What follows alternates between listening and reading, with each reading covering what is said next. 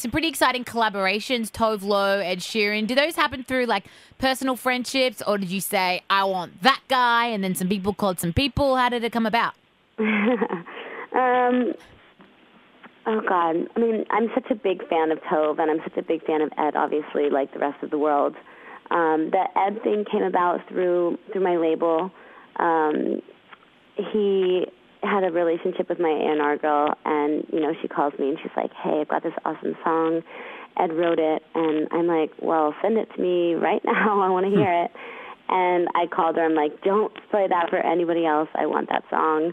And she's like, okay, well, we have to ask Ed and blah, blah, blah. And so she called him and asked him, and he's like, cool, but, I want to be there when she records it. So that was a really cool experience for me. It was really exciting. It's a great song. And the Toe thing happened because I was planning a trip to go to Sweden, and she works with a lot of the people that I was working with there, and it kind of all just happened through, like, introductions.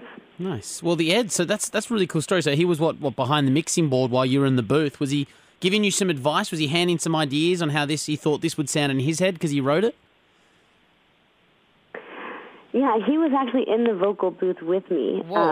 So he was very hands-on, and he vocally produced the whole thing. So it was awesome. I mean, I was kind of intimidated. I was a little scared just because I'm a big fan of his.